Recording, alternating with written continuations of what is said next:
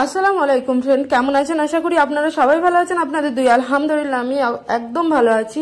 সারাদিন blog shoot করে উঠতে পারি না, তাই জন্য রাত্রে ভাবলাম চিকেনটা রান্না যেহেতু করছি ব্লগিংটা শ্যুট করি, চিকেনটা কেমনভাবে রান্না করি। আপনারা জেনেই গেছেন এই 1-1.5 বছরে আমি কেমন করে চিকেন রান্না করি না করি, তাও আজকে প্রপার টাইপ দেখাচ্ছি।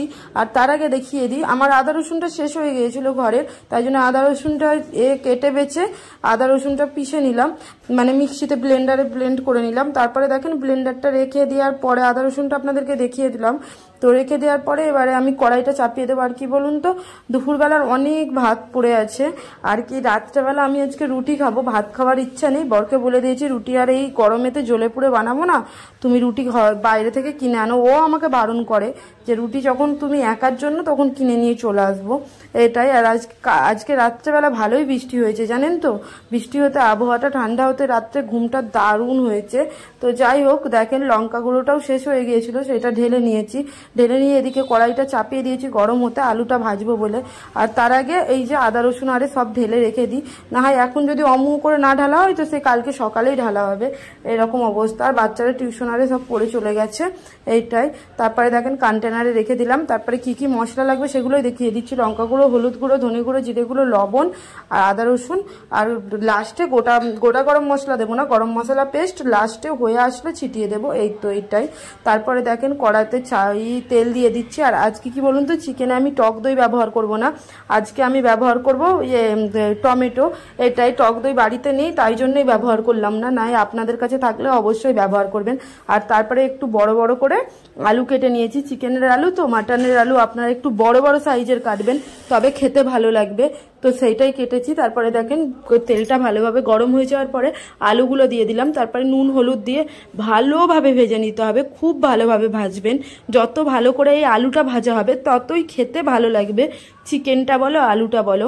তো ঢাকা চাপা দিয়ে আমি ভাজছি। আর তার আগে দেখাই, আমি চিকেন কিনেছি তো সেটা এখনো ধোয়া হয় না, এরকম করেই জল দিয়ে রেখে দিয়েছি কিছুক্ষণের জন্য। তারপরে বার করে নিচ্ছি। অল্প চিকেন, দুজনের মতন হয়ে যাবে, তাই অনেকটা তরকারি রয়ে গেছে জানেন, এতটা খাওয়া হয় না, অনেকটাই অল্প বলতে তবুও দুজনের ইনাফ।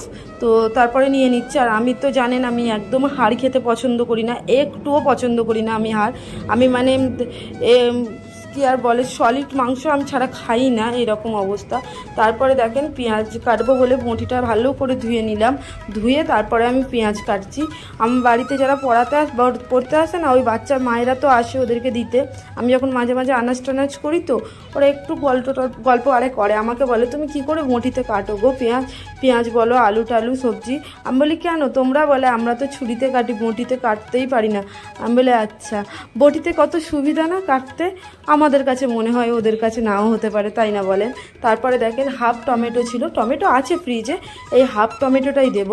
তারপরে দেখেন চিকেনটা যে ধুলাম না, চিকেনটা কিছু কিছু মশলা দিয়ে মাখিয়ে রাখবো, যেমন নুন, তারপরে দিচ্ছি হলুদ গুঁড়ো, তারপরে দিচ্ছি মরিচ গুঁড়ো মানে লঙ্কার গুঁড়ো অল্প অল্প দিচ্ছি।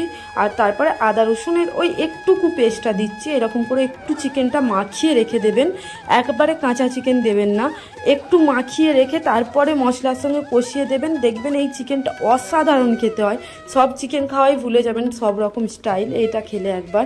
তারপরে দেখেন আলুগুলো বুঝি ভাজা হয়ে গেছে, এই তো দেখেন কত সুন্দর করে ভাজিয়েছি, দেখেছেন এই রকম করে ঠিক বাদামি কালার চলে আসবে।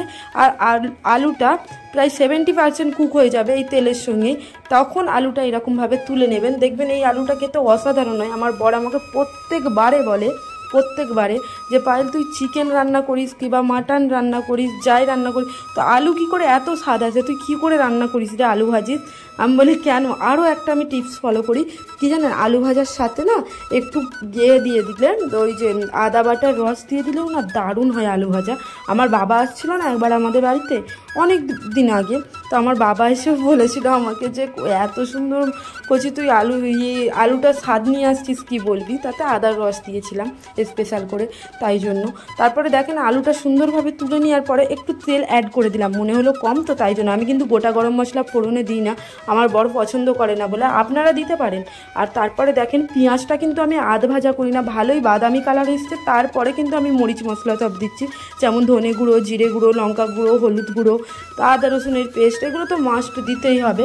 এই পজিশানে কিন্তু আপনারা গরম মশলা দিবেন না, তাহলে গরম মশলার গন্ধটা চারি ঘর মায়ে আশেপাশের ঘরে পৌঁছাবে, আপনার তরকারি তার থাকবে না, তাই জন্যই বললাম দিবেন না। তারপরে দেখেন এই যে টমেটো একটু দিয়ে দিলাম, টমেটোটা দিয়ে ভালোভাবে মশলাটা কষানোর আগে মশলাটায় জল দিয়ে একটু ঢাকা চাপা দিয়ে মশলাটার কাঁচা গন্ধটা চলে যেতে দেবো। তারপরে দেখেন আমি তো স্কিপ করে করে দিচ্ছি, আপনারা তো বুঝতেই পারছেন। তারপরে দেখেন ভালোভাবে মশলাটা এরকম করে কষাচ্ছি, খুব ভালোভাবে কষাচ্ছি।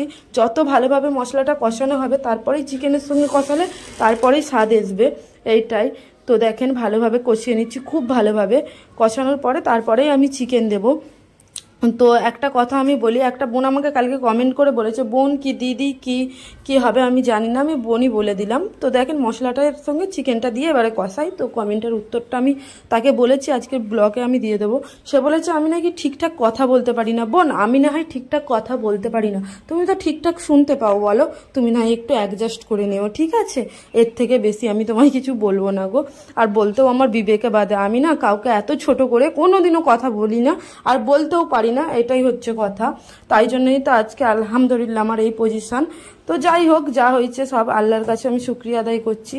তো আমি ইউটিউব ব্যাপারে কিন্তু বলছি না যে এই পজিশন, আমার মানে পার্সোনাল লাইফের কথা বলছি। এইটাই, মানুষকে দেখেন ছোট করলেই কি মানুষ বড় হয়ে যায়? যে ছোট হয় অ্যাকচুয়ালি সেই বড় হয়, তাই না? কেউ এসে আমাকে এরকম করে হাসির ইমোজি দিয়ে এরকম করে কমেন্ট করলে আমার আদেও কিছু যায় আসে না, কিন্তু তাও একটা কি বলুন তো খারাপ। যাই হোক, যে যার যেটা ইচ্ছা, সোশ্যাল প্ল্যাটফর্মে আমি কাজ করি, যার যেটা ইচ্ছা সে মন্তব্য রাখতে পারে, কমেন্ট বক্স খোলা রয়েছে, আমার কিছু বলারও নেই আর কিছু মানে কিছু করার নেই। যাই হোক, ওইসব কথা আমি বাদ দিচ্ছি। তারপরে দেখেন মশলাটা খুব ভালোভাবে কষিয়েছি ঢাকা চাপা দিয়ে দিয়ে। আপনারা কি একটা জিনিস খেয়াল করেছেন, আমি কিন্তু এক্সট্রাভাবে কিচ্ছু জল দিই না, যেই জলটা পড়েছে সেটা চিকেনের জলই। তারপরে দেখেন মশলাটা ভালোভাবে যখন কষানো হয়ে গেছে চিকেনের সঙ্গে, তখন কিন্তু আলু দিয়ে আমি ভালো করে কষি আর একটু ঢাকা চাপা দিয়েছি। ঢাকা চাপা দিয়ে প্রায় 2-3 মিনিট রেখে তারপরে কিন্তু আমি ফের জল দিচ্ছি। এই যে বন্ধুরা দেখেন, এটা ভালোভাবে জলটা দিয়ে দিলাম, খুব বেশি জল দেবো না, অল্পই জল দেবো, কেননা আমার অলরেডি আলুটা সেদ্ধ হয়ে রয়েছে। আর চিকেনটা যেই হিসাবে আমি ঢাকা চাপা দিয়ে দিয়ে কষাচ্ছিলাম না, অলরেডি আমার সেদ্ধ হয়ে গেছে। আর এই যে দেখছেন বড় ডাব্বায়, এটাই আমার স্পেশাল গরম মশলা করা আছে। তো ওই গরম মশলা তরকারিটা হয়ে গেলে পুরো প্রপার ঢেলে, মানে তরকারিটার জায়গায় ঢেলে তারপরেই আমি গরম মশলাটা দেবো। তারপরে দেখেন আমার বর এইটা ক্যামেরা করে দিয়েছে আমার ফাইনাল লুক তরকারিটাই, মাশাআল্লাহ খুব সুন্দর হয়েছে।